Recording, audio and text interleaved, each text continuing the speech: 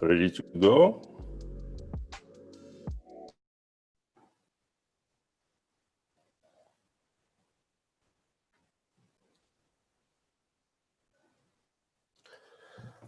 Hello, everybody.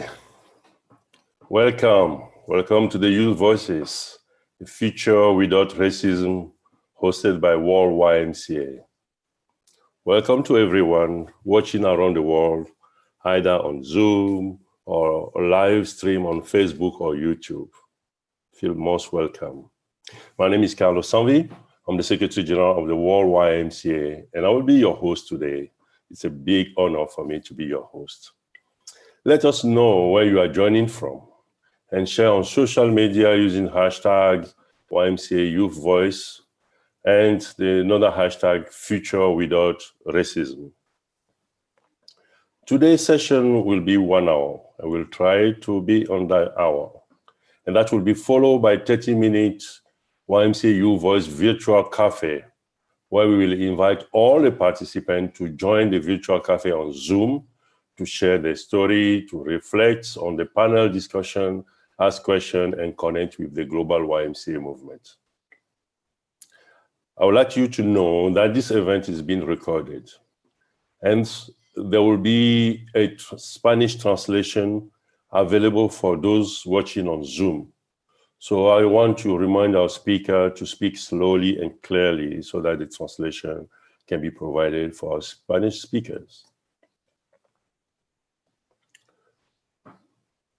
I want to start today, this important session, by acknowledging that the topic of race and racism is felt differently by each individual. The topic of racism is complex, but the root is clear. Some people think they are superior than others. And the discussion today may unintentionally trigger many pain points for many participants. We cannot predict what will wound will be open as a fresh. We just see the effects on this pain when it surfaces. The pain of seeing George Floyd's murder is still there. And has this murder of George Floyd sparked worldwide demonstration? But I wonder if that killing have not been filmed and published on social media, will we be here today? There are millions of George Floyd around us. Most of the time we do not see or hear, or we turn a blind eye. Friends, allow me to make myself vulnerable here. It took some courage to organize these events or to encourage the organizing group. And I thank you very much, team, for doing this. Why? Because I'm Black, I'm African. So I was concerned it will be perceived as a reactionary of using my own privilege as Secretary General to raise my voice. But as the Black Lives Matter protests were going on, I felt my scar opening up. I have experienced many forms of racism in my life. But sometimes an innocent comment from someone who will swear they are not a racist cuts deeply. When I was called an exotic CEO, the person who said that might think they were just being funny. But I can tell you, it hurt profoundly. And as the Secretary General of the World YMCA, I'm not proud when I've been presented as the very first African in that position. Because after 175 years, if he's only the first African or African descent being in position, there is a problem. Well, as my scar have been reopening one by one, I found myself and my family marching in solidarity in the Black Lives Matter protests recently. My friends, you know, it helped just to shout out with others, Black Lives Matter, Black Lives Matter. That's really powerful. That helped. So today, you know, wherever you are convinced or not, just say with me, Black Lives Matter, Black Lives Matter, Black Lives Matter, Black Lives Matter. Yes, today is our protest day, a global online protest, but we will not protest just to protest. We are protesting and calling for reforms, knowing that the first reform starts with me and with you. Yes, you. When I had doubts about this event, I received strong support from my president, Madam Patricia Pelton. She did not hesitate for a second, but just say it's a long time overdue. Thank you, Patricia. With such bold leadership, we can achieve miracle. And with you and many members of our executive committee or our board, I don't feel tolerated being an African. I feel appreciated and valued, not because I'm an African, but because I'm a leader, respected leaders of this organization. And that should be the same for everybody else. Today, we are blessed to have distinguished speakers with us. Most of them are young people. They're going to help us to frame what will be a series of online protests to reform events. Today's event will be in 3 phases: a panel discussion, a call to action, and a virtual cafe to open up the space for more sharing. But before I introduce the speaker, let me set some ground rules. This is a safe space, but it's also, and more so, a brave space. Let us be brave and bold. The second rule is that it's difficult to understand something unless you have experienced it yourself. Therefore, racism or whether people experience racism is not for debate. We will not dispute what people experience. Let us be humble and accept we all have our prejudices. We have our biases and we have our blind spots. And the number 3 rule is let us be respectful and constructive.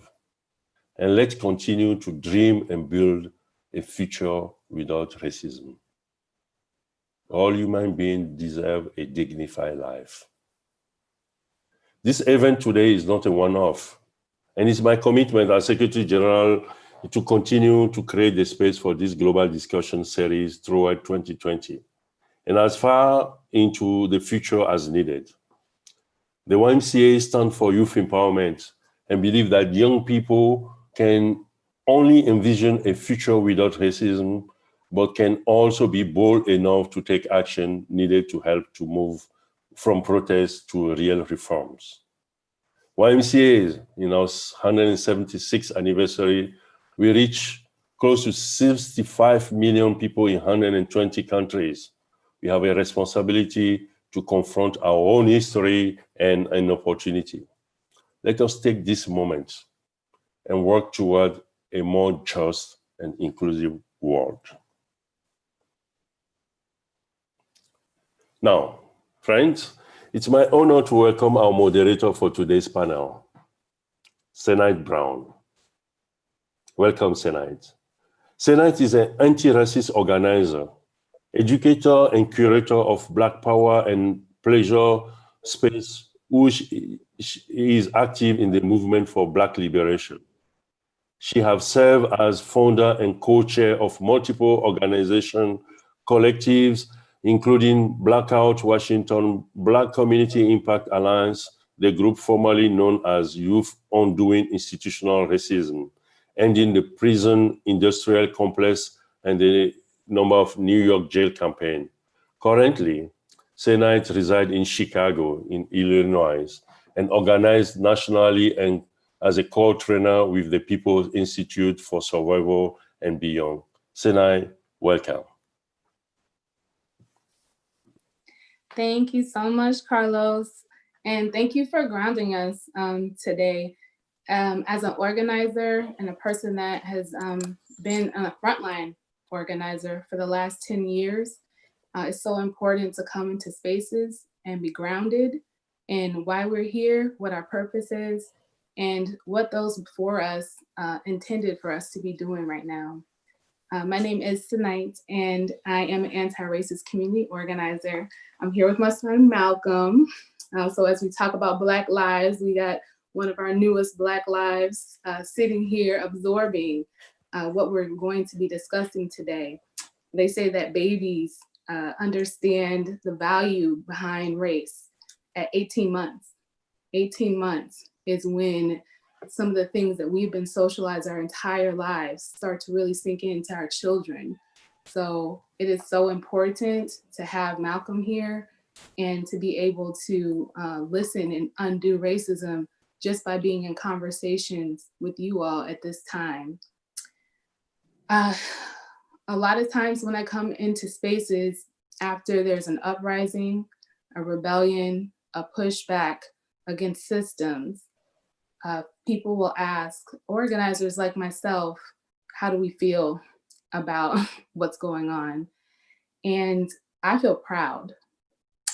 I feel proud because I understand that it has been not just the moment that we're experiencing now, but it has been generations of organizers like myself, organizers like you are going to meet on the panel today, who have actually been working to raise our collective consciousness about what racism is, how it functions, how it impacts our communities, our families, and how we undo it in a strategy together. Many people, including particularly in the US media, they undermine what organizing really, what it really takes to organize folks. It is not just a reaction. You might see on TV the theater that is needed to get the attention of the masses, but there has been strategy happening for decades, for generations. I might even say, coming from a US context, for 400 years since Black folks have been enslaved in this country. And the result of that is we see what we are calling systemic racism show up on the main stage. And we are seeing people start to recognize that racism is more than just an individual act. It's more than just a bad police officer. It's more than just that bad social worker or that loan officer or that one person.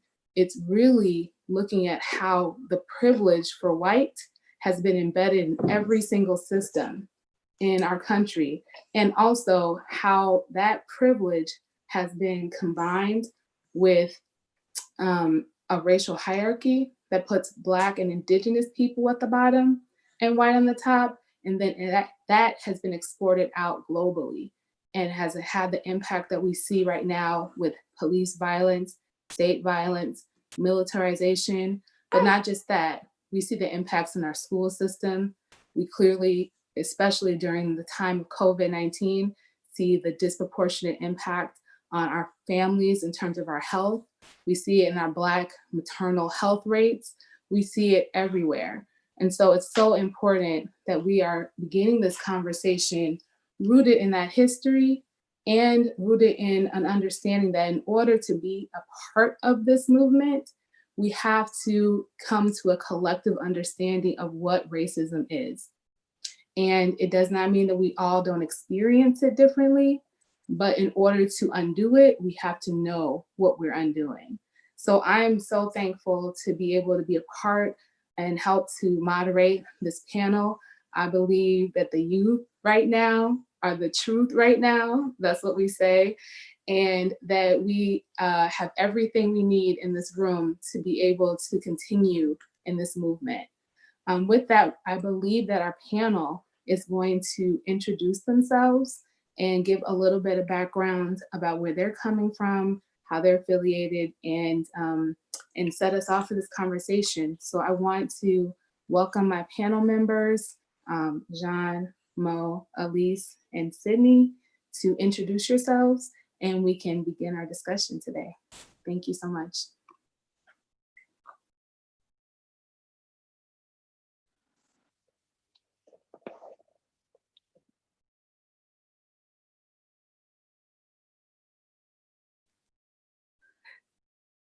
Mo, do you want to go first? Sure. Good afternoon or good evening or good morning, wherever you may be. My name is Mo. I'm from South Africa, and I'm actually quite young and new to the sector of civil society. But in the short space of time that I've been in the sector, I've undergone so much growth and realized the world and so my worldview was shifted quite drastically, because coming from a country like South Africa, deeply rooted in the racism, in the apartheid, we were not given the platform, to express ourselves or be proud of ourselves. So a lot of young people have this inferiority complex, and they don't believe in themselves. So coming out I think in 2018, for the first time, I traveled and was in Uganda, and in a platform that I was able to share with a lot of people. So I, in that experience, shifted my worldview and realized the opportunity that, wow, back home, a lot of people think so little of themselves, but they have skill. Africans, Black South Africans, have a lot of intelligence. Some of the most intelligent people and skilled people are here, but they don't get that opportunity to come out and raise themselves. And that's due to the institutional racism that's there in the world. But yeah, I guess I'm very excited to be sharing more about my experience with racism in the world. Thank you very much. Beautiful. Thank you so much. Elise? Yes. Hi, my name is Elisa, and I'm from Norway. I'm a volunteer with the Y Global of Norway, the international movement. I'm also a photographer and a change agent and African Alliance Young Advocate for Change alumni. At the age of 17, I visited Palestine and Israel for the first time, and I was going to see the YMCA and YWCA in Palestine, and there are something called checkpoints there, It's 140 of them all over, and that was my first big shock to like really feel on my body how privileged I am. Because when I was going there with my friends, I could feel, or they who were Palestinians were not allowed to pass through. However, I, who was just visiting, was allowed to go through.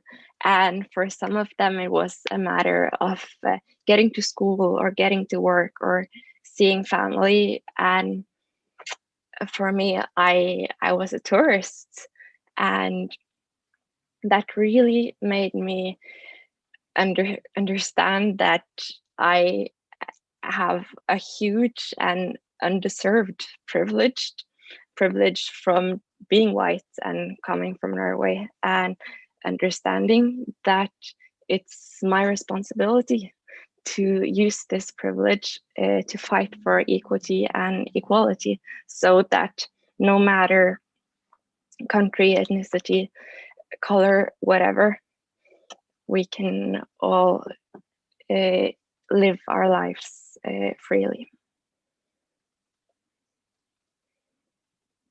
Beautiful. Welcome. Thank you so much. Sydney? Hello, everyone.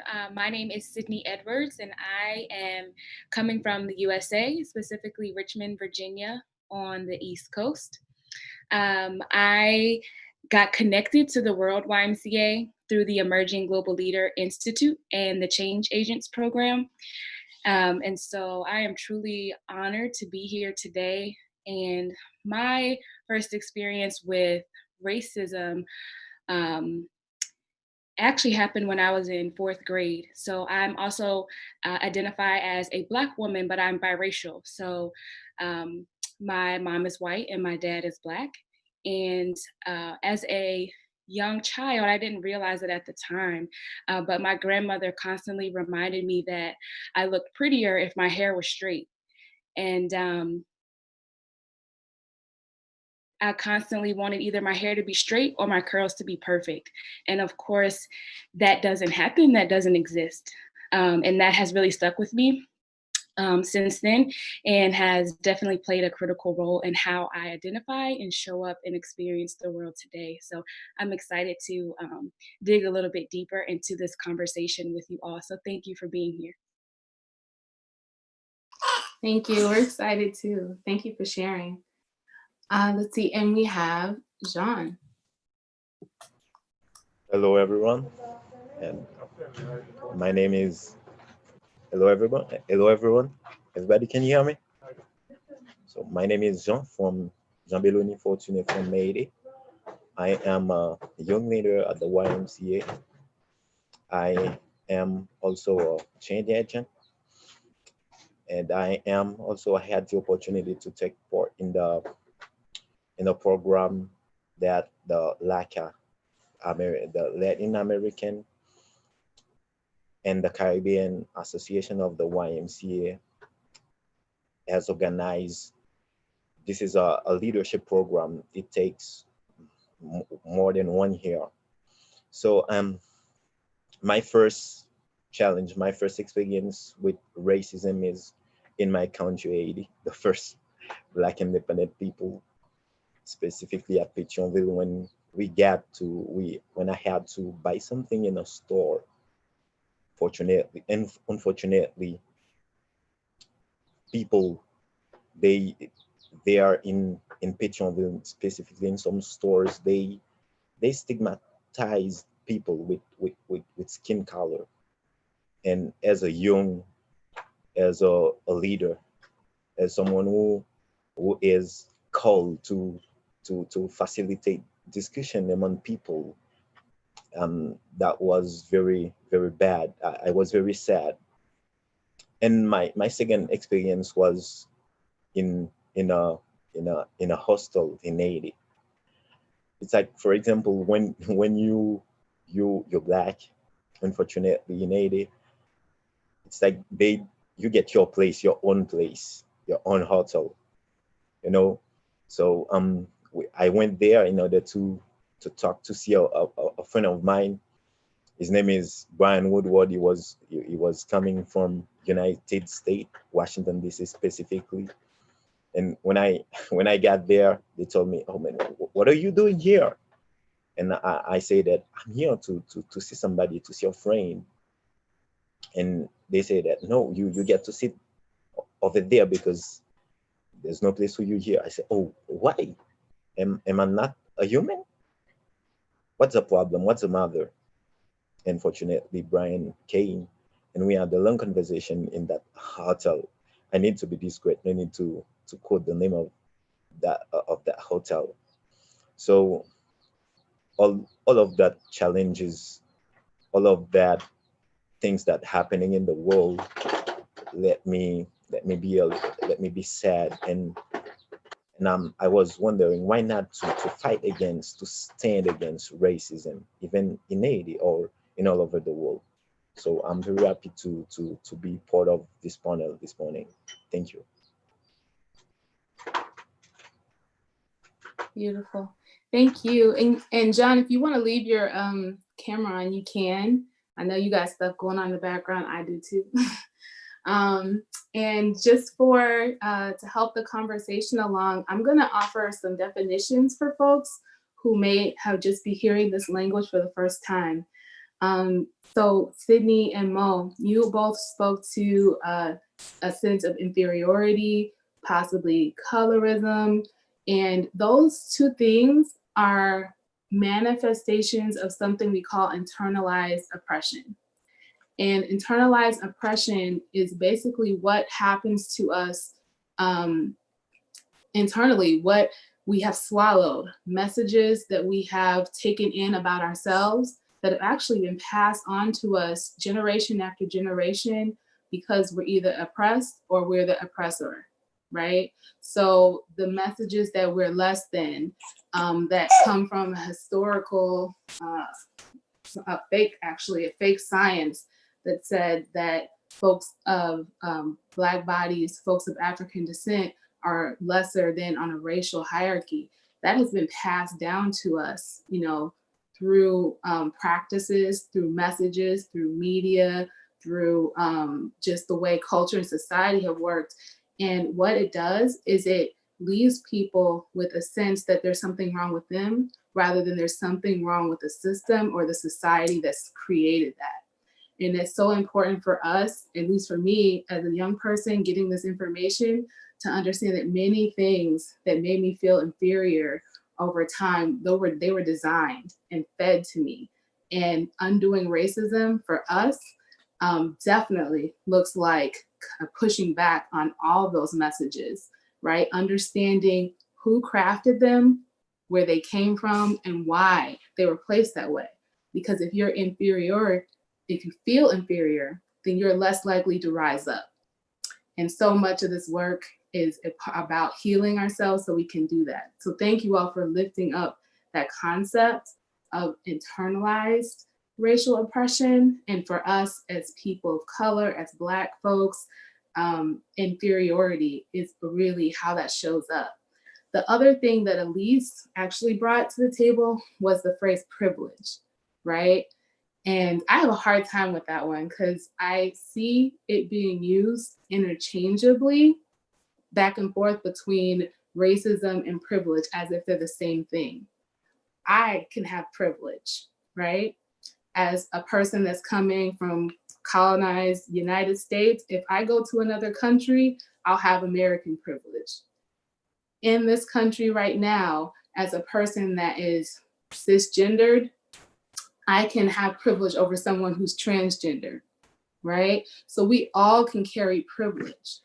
For something to be racist or to have racism and use the word racism, we have to understand that that privilege has to also be coupled with access to systems and being empowered by systems to act on those privileges, right? So I cannot, even though I have different privileges, I don't have race privilege. And I cannot walk into a neighborhood that is white and say, I'm going to take over this neighborhood, because the systems are going to treat me very differently than they will treat someone who is white. And primarily I'm thinking about the system of police. They're not going to back me up, right? And I know that's a big social media thing right now, where people are looking at the different scenarios when a white person accesses systems versus a person of color, a person who's Black. So just want to hold that in our conversation, that privilege and racism are different things, and that we all can have some sort of privilege, but in this context, we're talking about race privilege, and that is something that people of color or Black folks do not carry. Going into our discussion, one of the first questions I want to put out there is something I addressed in the opening, that there have been a lot of different understandings of what racism is, right? The definitions in the dictionary, how people are talking about it in the movement are very different things. So I want to know from you all, what's your definition? What definition are you organizing from? And how has the movement shifted over time into how people are understanding racism on a larger global scale? Does that make sense? All right, and I think we have some anchors for this question, so I'll let y'all just jump in and we'll go on mute.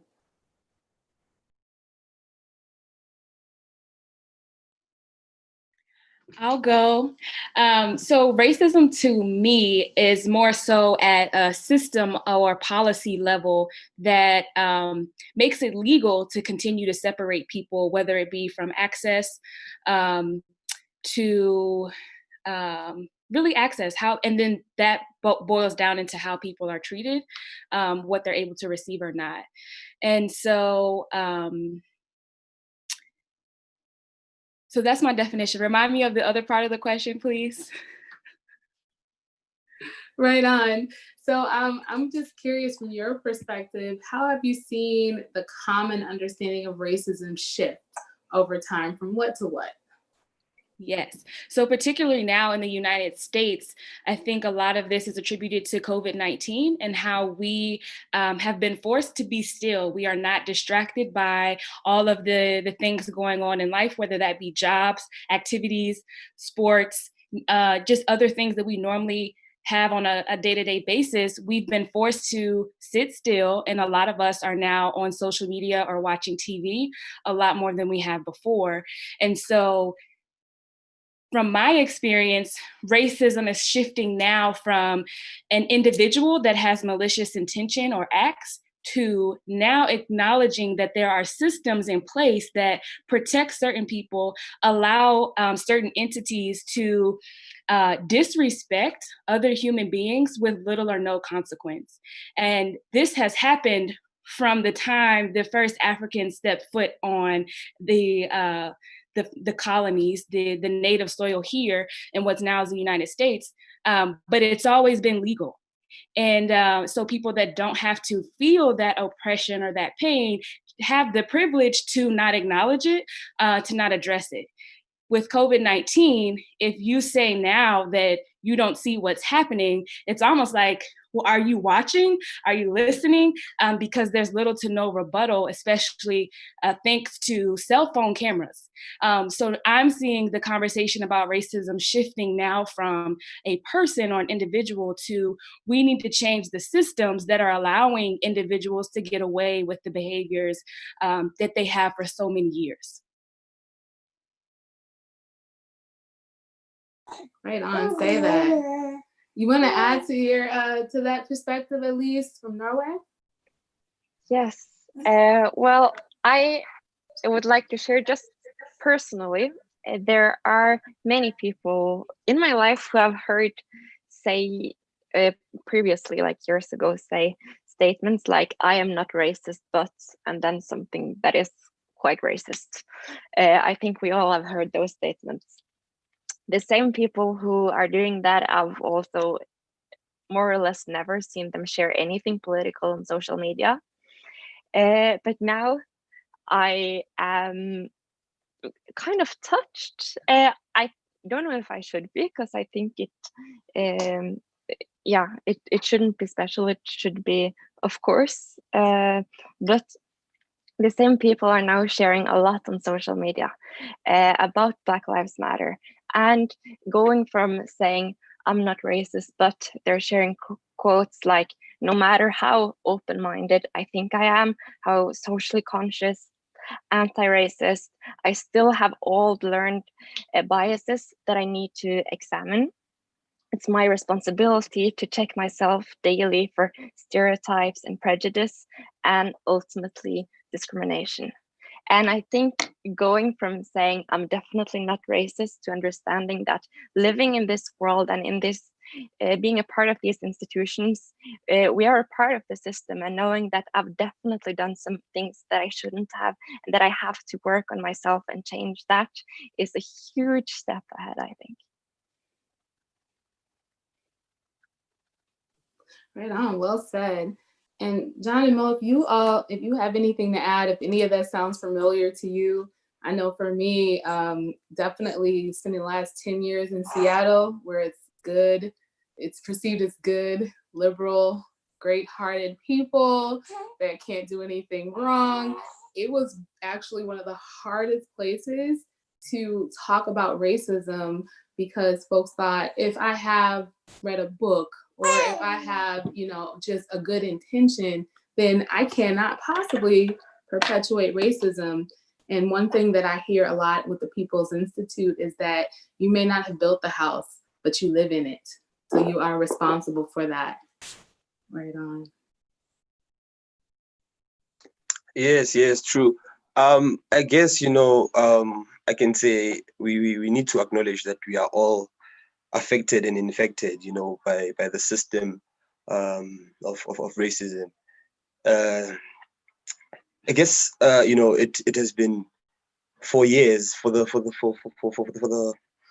years. It has been a system which was inherent and as racism here in Africa or in other parts of the world through colonialism and imperialism. It has been perpetuated, So now looking at South Africa, 24 years after or 25 years after democracy, the systems is still there, or the the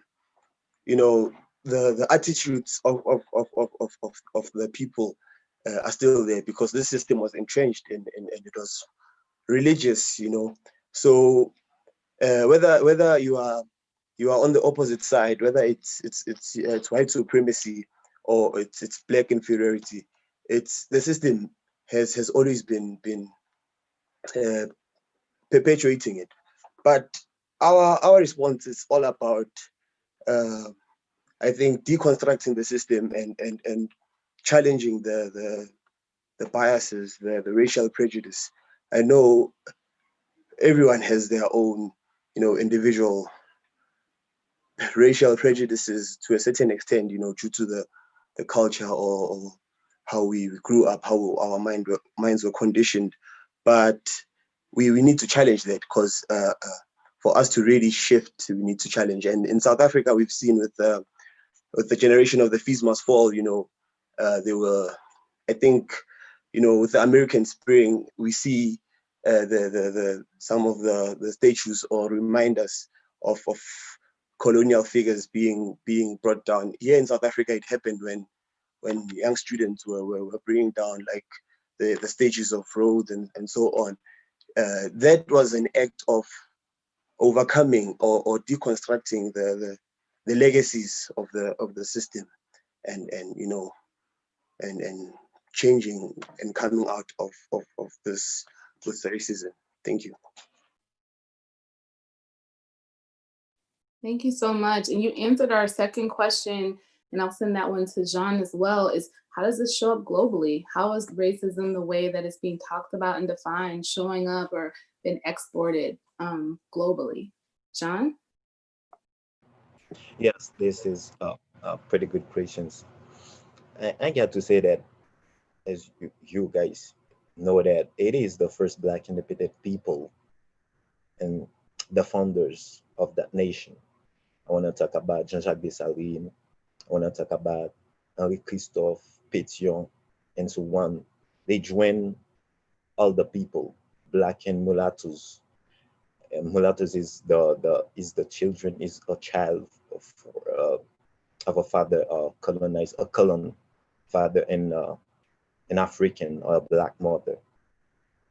So they join other people, black and mulattoes together. They join their forces in order to fight against Napoleon's army for freedom, with with one slogan: "L'union fait la force," stronger together. So in 1804, the country banished the slavery. So, and once the Asian people gets free, so is that stop racism in the country? No, I don't think so. Because racism is a virus, as you said, it is a virus that infects human veins. But fortunately, there's a solution for that. It can be healed. And since the economic elite of Haiti today, they are composed mainly with French settlers, Germans, and I want to talk about former French settlers, Germans, Arab migrants. So and people from Lebanon, Palestinian territories. So racism continues to show up here, not only here in Haiti, but in the world with, for instance, stigmatized behavior and abusive comments about skin color, discriminatory act in stores, which is very common in Haiti, shootings or killing of unarmed African American men and women. So, for example, for those things, I can consider the case of a Asian journalist. Her name is Nicole Simeo. She she was unfortunately abused. She had received some abuse comments in Pétionville, and she wrote an article on Le Nouvelliste, which is um, a daily newspaper in Haiti. So, and we can take, for example, as abusive comments. If you remember when Mr. Trump unfortunately said that African countries and Haiti, or world country, sorry to say that, but those are abusive comments about skin color, about skin color. Those are stigmatized behavior. And recently we can take the case of George Floyd. Everybody knows about that. So by those things, we can say that nobody can ignore the racial reality of our times. Nobody can ignore it. Um, let me conclude my my intervention with this story. I have a friend, a mate from École Normale Supérieure, high teachers training school from the state university of the government of Haiti. He has to leave the country just after the phenomenon country lock, pay lock, and he he left the country in order to live in Ankara, Turkey. What he's doing there is teaching English. So he's teaching English in an institute of language in Turkey language. We could say Diliko. So Diliko. Ko is an abbreviation. Dil means language, and Okulo, school. So this is Institute of Language or School of Language. So Ko, I get to say that Ko is an abbreviation of Okulo. That is so they call Dilko, the name of the school. So they give him an eraser, a locker, some stuff that related to teachers. And for the first time, he went to the teacher's room. He says hello. You know what's happened? Nobody answers because he is the only black in the school. He's a friend of mine, and as I am the president of the promotion, we still keep in touch. So the second thing, the second challenge that he faced there in Ankara, Turkey, he had to read a book. He goes to the library and take a book, and once he get done with the book, he put it there. So another white people, he had to use the book. You know what he has done? He took a white sheet of paper and take the book and in order to use it. And finally, the third and final experience he has there in Ankara. There was a meeting in that school. So when he raises his hand to ask a question, the manager of that school says, "Would you be able, please, to say your question to another person so that they can ask it for you because you don't speak the language?" So that's from a testimony. Thank you for sharing that. Those are really extreme and great examples of how in different contexts, especially as we go to different countries, even though we've been racialized differently from where we come from, what follows us is that infrastructure of white supremacy and racism. And one thing that you said that I really want to highlight is that regardless of the hearts and minds of the people, the infrastructure is still there. Like you said, if all these people can disappear, if we can send every Donald Trump off into space, I'm going to say that on a spaceship, but the infrastructure was still left, will we still have racism? And we absolutely agree at the Institute with what John was saying, which is yes, because it's so entrenched. And I think it speaks to why so many people in the movement are speaking to divestment, to defund, right? More than even reform. And I understand that reform is a step on the way, but if the root is unhealthy, then the tree will grow bad fruit. So we are uprooting, right? Racism. We're digging out the roots of it and not just dealing with what's on the surface. So I so appreciate y'all. I realize that we are we're a little bit over time. I'm gonna take the grace of just taking up space to give us a chance to close, because Malcolm is ready to close. And just say that for those who want to give any final thoughts, I know we didn't get to the question of gatekeeping your positions within the YMCA or what your expectations of your organization is. And if you have anything that you want to leave us with in terms of lessons learned in the movement for those who this might be their first time, like this one. So I'll just give you maybe 1 minute to wrap up. And if anyone wants to just offer us any final thoughts of what you want to leave us with, what you expect of your organization, and what we all can expect of you as the leaders in this movement.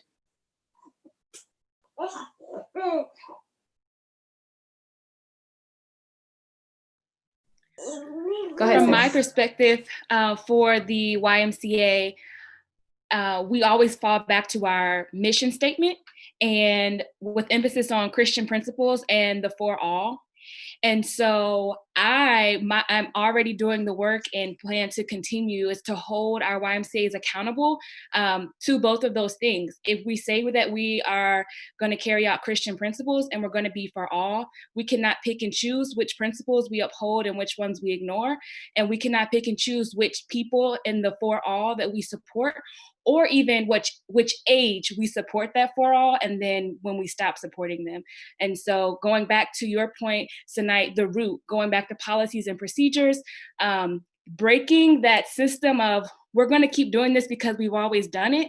We do not have to do that. And using my voice and my position to hold our leaders accountable so that we can create the YMCA that truly is for all.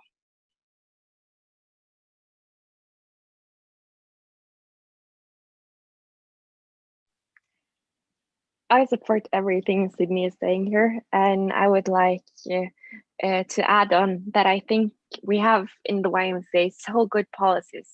But sometimes I think our language and our behavior is not the same as our policies, and I think that's something we really have to work on because we're a huge organization and we're so influential. So I think there's so much great power, and we have to use it for what's good, and saying things like those of us who are experiencing instead of those people are so much making us feel like we belong together, which we do.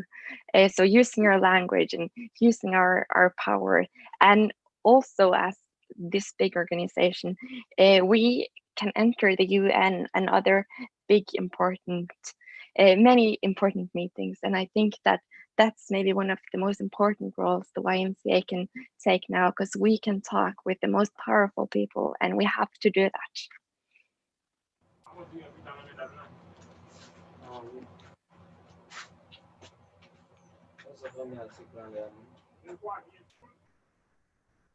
Go ahead, Jean. Yeah.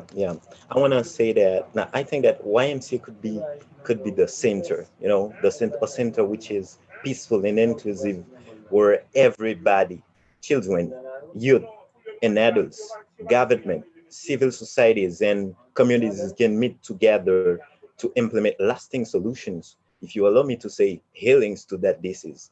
And I think that the YMCA could be the place where the human family can meet, since it is meant to be united. That's all. Right on. Yes, No? yes, taking it back to the Paris basis, we believe in the name of Jesus Christ, and we need to embrace our differences and not just tolerate our diversity, but embrace it and live through policy, through our actions, and challenge the systemic and culture of racism. Thank you very much. Right on. And thank you to you all. I'm giving you all, this is our snaps, love, energy, all that. Particularly South African AT, we study y'all, because this is, y'all got the movement down, and I'm just want to lift you up in your history of what's been happening in your work. And for folks that are paving the way, Sydney, Elise, like we are, yeah, Malcolm's with it. And we are in so much support of the work that you all are doing, and for all of us to really understand our position and our impact, right? Because as much as we want to reach out and do work starts at home. And if our own organizations perpetuate the same harm that they say that they want to change, then we're not actually undoing racism in the place that we have the most ability to make change. So much love to you all. Thank you so much for making this experience amazing. Thank you for letting my son come and absorb all your energy. And I think we're going to move into a poetry break with Einstein. Yeah, thank you. We're going to go on. Yeah. Thank you. Thank you, Senite. Wow. I thought I knew so many things, but today I don't know about you, but I learned new things. And I will bring them later when we are concluding this phase. So now please join me in welcoming Einstein team, my good friend Einstein. He's a co-founder and the CEO of Global Startup Ecosystem, influencer, a good friend of the YMCA. He has been with us in many, many events. And he's a brilliant poet. So I want to invite Einstein. He's going to facilitate the Global Cafe later. But here I just want to invite him for the poetry that can help us feel things in a different way. We are moving from this space where we share. There are more to share. But Einstein, the floor is yours. Thank you so much for that, Carla, for the warm introduction. An incredible panel by all the youth panelists, from John to Elise to Sanaya, to Mo and Sydney. And Tanaya, Malcolm is a beautiful, beautiful boy, beautiful son. And thank you so much for your insight there. But first of all, just kind of quick introduction about me. My name is Einstein Kofi in Tim. I'm the CEO of the Global Startup Ecosystem, which is all about promoting access to opportunity, access to resources, and access to capital for, people from emerging communities all around the world. And I'm also the managing partner of the Africa Future Fund, which is a $20 million fund to invest in tech initiatives founded by people of Afro descent across the continent and in the diaspora as well. Right. And I'm all about trying to empower people from across the emerging communities to reach their fullest potential. But I'm here to talk to you about that, but to speak to you about, just share a poetry moment with you guys. And with everything that's been shared so far, is all about how we sort of address challenges that we are facing. And for me, poetry became a form of expression. And I always use the hashtag expression over depression. Right? If you find a way to express yourself in a sincere way, you're better able to tackle challenges and issues. And that could be different for many people, whether it's dance, art, design. And for me, it was poetry. And that helped me to really tackle with challenges that I was facing personally and focus my energy to help me further move forward in my disposition. But this poem I'm going to share with you is called Can the Heart Think? Right? It's an active poem. And I wrote this poem 6 years ago when I was doing my postgraduate studies in China, in Nanjing University.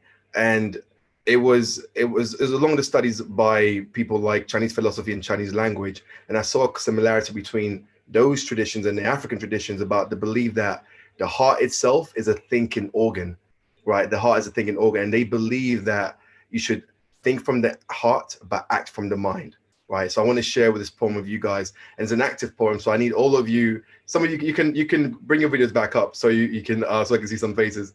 But the poem, I'll ask you guys a question, and this question is, if I say, did you see that? I want you to beat your chest twice. Did you see that? Did you feel that? Did you miss that? So when those questions, I want you to beat your chest twice. Again, did you miss that? Did you feel that? Did you hear that? Beautiful. So the poem goes, can the heart think? There's more to a verse than words. There's more to love than a hump. There's more to syllabus than verbs. There's so much more to your heart than just a pump. So you can tell me, can the heart think? There's more to you than meets the eye. And like the heavens, there's so much more above than just the sky. Did you hear that?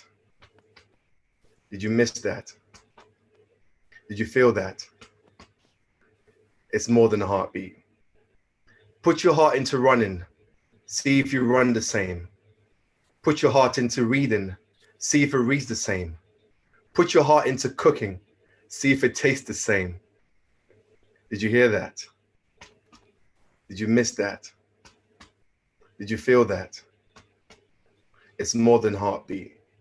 So now you tell me, can the heart think? Yes. Can the heart think? No. Did you hear that? Did you miss that? Did you feel that? It's more than a heartbeat. Thank you all very much. I'm going to share another part.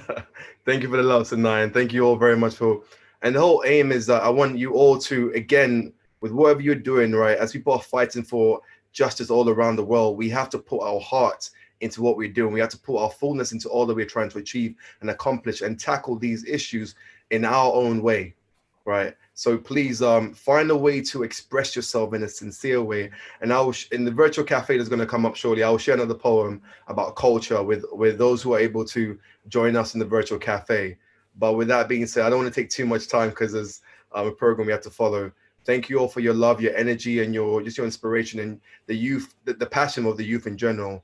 Thank you very much. Thank you, Einstein. Thank you very much. And I felt it. And my heart was beating closely to everybody's heart. Now, I'm deeply grateful to have joining us now Thomas Ramirez. He's a very new friend that we got introduced. Thomas is the executive director of Similar is Races, Seed and Roots, a non-for-profit organization focused on cultural preservation, community healing, and youth development. He's also the president of Infinite Conservation, a privately owned provider of consulting and training service that engage in gang outreach and intervention, as well as training of high school administrator and staff. He's a youth counselor, conflict transformation and reconciliation facilitator, as well as cultural sensitivity trainer. Thomas is of Chichimeca ancestry and is a member of various indigenous organizations in Chicago area. He served as a minister for the Native American Church of the Four Direction Lodge and currently teaches courses at the DePaul University Peace, Justice, and Conflict Studies. Thomas, my friend Thomas, welcome. Thank you. I'll do the best and proper greeting. Mari Mari Kompuche, Kwali Tonali. Saludos a todos. I ran out of indigenous languages there, sorry. This is a call to action. And we're going to do a very brief tryout of a lot of things. We have very beautiful and eloquent speakers. Our panelists are amazing. Our facilitator is great. And a young man said this once upon a time: participation is the best form of education. Many people are attributed to that quote. I hear it coming from Huey Newton. Googleize him. So we'll engage in a little bit of practice and reflection, also known as praxis, which is ultimately what helps us develop the platforms for that rocket that might send some ways of being that are not healthy for our community away, that Sinead talked about earlier. It's that what takes away the strength of that glove, of that baton that oppresses the people. And that takes away some of the structures that give meaning to a lot of things, as Mo explicitly said earlier. So be aware that we're going to practice a little bit. Now, I already was explained that all of us, in a way or another, practice some of these unhealthy ways of being. So I'm going to invite you to walk with me through this short process. First of all, in contemporary society, we don't get to ask, of ourselves, we don't get to unpack who we are. So start thinking with me. I'm gonna ask you this question. And if you write them down or type them, maybe just tell it to yourself, who are you? That's pretty cool. Now let me ask again, who are you? Who are you? Let me switch it out a little bit. Where you come from? Really, where you come from? Now, I'm gonna make it a little deeper. Ask yourself, knowing the intersectionalities of different power structures and even process of liberation, knowing that your position changes also based on the environment where you might find yourself. How do you intentionally or not perpetuate structures, systems of prejudice and racism?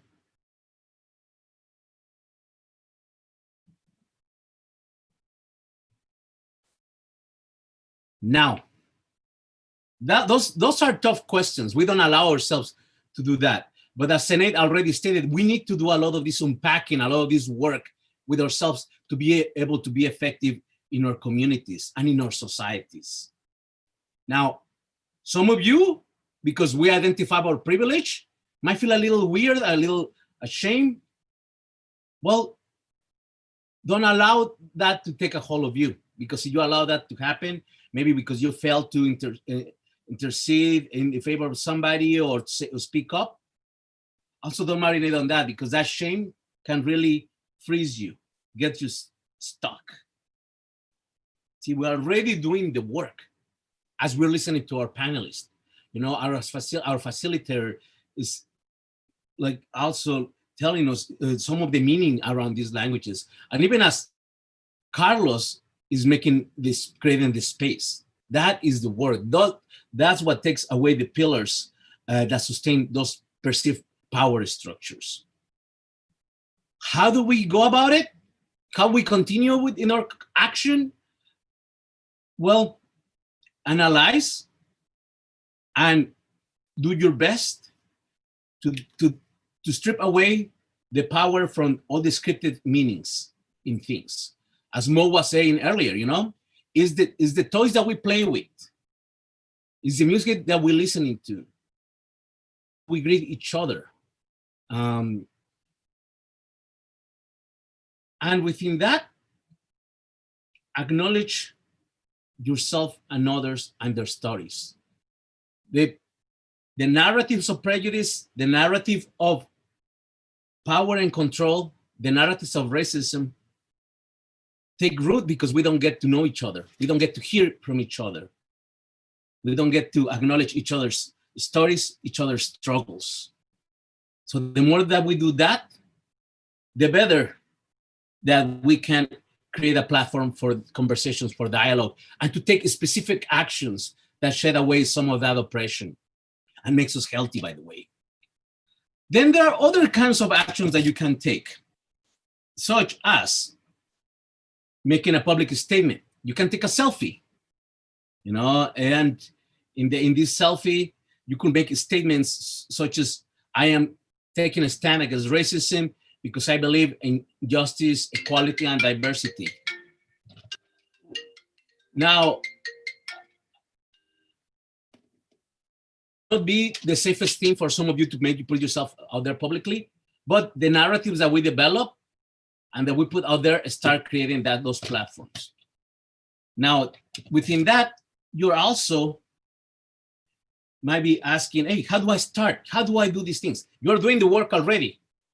And now, luckily, you have resources through these platforms. The YMCA has a library of resources available for you. And that, my understanding, that is available to you through the platform.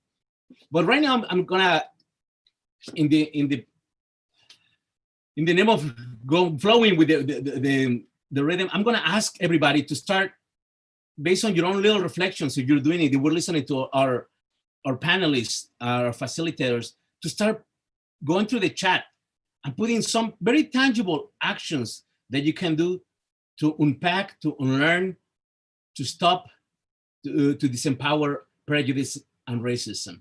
So just go for it, you know, start putting it out there in your chat. And right now, since I have to wrap it up, first of all, it's a privilege to be here with you. But I'll invite once again everybody to continue what they're doing. That's what we need, to not feel comfortable. Continue in this path. Share traditional and healthy foods with each other. See yourself as worth it. See yourself as dignified. As you know, Stephen Biko comes to mind. See yourself Black and beautiful. See yourself brown and proud. See yourself as a dignified human being that can shed away all this oppression to role model those realities. And as my amazing scholar Bell Hooks will say, we have to practice those realities that we want to see for the rest of the world. So let's celebrate each other. Let's listen to music, some good hip hop like Kenny Arcana and AP2P, Anita Tijoux. And let's acknowledge the strength, the dignity in everybody. That is the call to action that I make to all of you. And thank you for the work that you're already doing. So thank you. I'll see you around. Thank you, Thomas. I think Thomas invites us to take some action personally and also as an organization. He invites us to put some ideas on the chat. So I'd like to see in the chat, what are your ideas? What do you think you can do to start getting into that journey, because it's a journey. So can we see some action, something that you plan or you think you can do? Yeah, actively listening, reflect and change. Thank you. uplift others. That's good. So this is a commitment that we need to try to do more, to actively listening, uplift others. Let it come. Let more come here.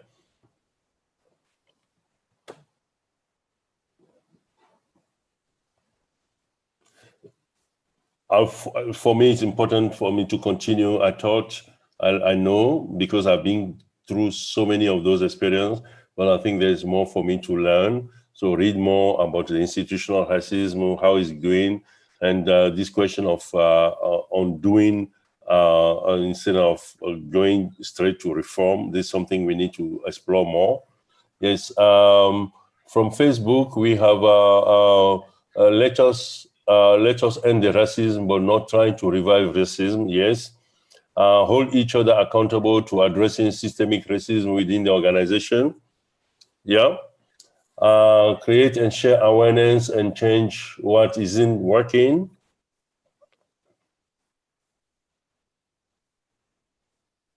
Okay.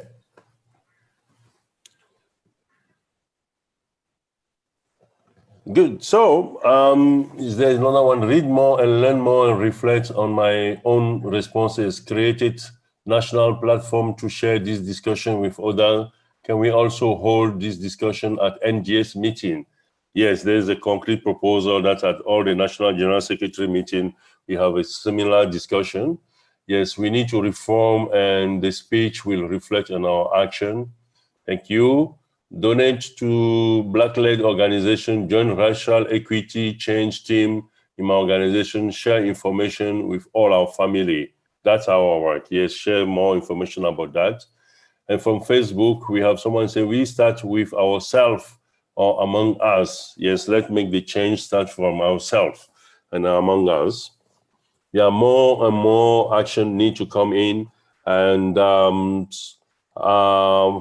yes, from one of my president, we need systemic change. This is not just a point in time that we move past. This requires ongoing reflection from within and our YMCA and community. Thank you, Madam President. And then there's people up in Indian means you first translates putting others first. Yes, how do we put others first in what we are doing? Friends, I think we promised to ourselves we spend 1 hour in this discussion. I would like to say a big thank you to the panelists, for Senate, for opening up in her own way to make us, even before Einstein come, to make our heart beat, to make sure that we internalize some of those things we take for granted. And those young panelists, I was so surprised that all of them were change agents. I'm proud that the YMCA, through our work, we are preparing the generation to take leadership of this organization. Internalize racial oppression. It came very clearly how many things I internalized this oppression on myself. Undoing racism and going through a healing path. Those are part of things we hear today. And we all might have privilege, but how do we access to the system? How do we shift from this individual to the systemic racism of oppression is something we need to be all aware of.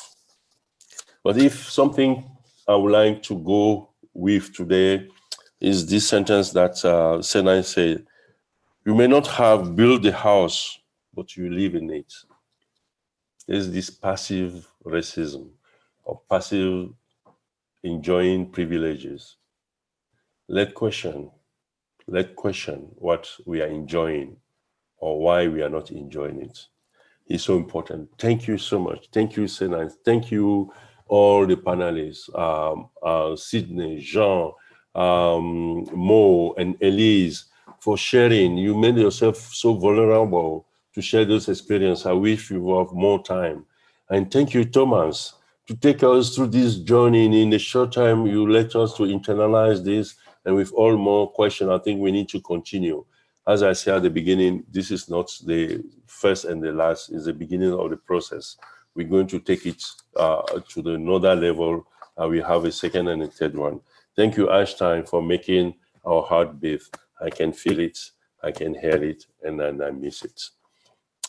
But if that was possible, it's because of this a group of young people who believe that this is possible. I can tell you it takes less than 10 days to put this meeting on place. So I'd like to take the members of the planning committee, Mike Broomfield, Pascal Rosenthal, Asman Salih, Trong, Michael Faris, Jessica Rojas, and Nico Godel. These are the people from different YMCA who joined to all YMCA to make it happen. I would like to make a special thanks to my good friend Tom Valentine for allowing him to have access to more staff of the diversity and inclusion group to make this happen. Thank you, Tom. And to the World YMCA staff, DJ, ID, Mikita, and Marie-Chris, thank you for working hard day and night to make this happen. And also Jenny Pitt, who is a communication specialist, helping us through all this. Again, thank you all.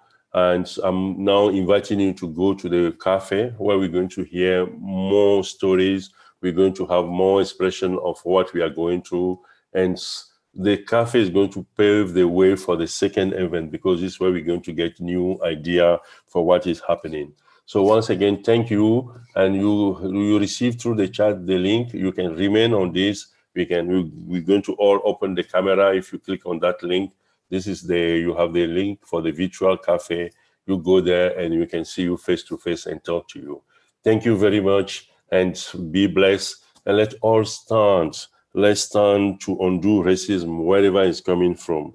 Let's do what it takes for recovering dignity of everybody around the world. So once again, thank you and see you at the cafe.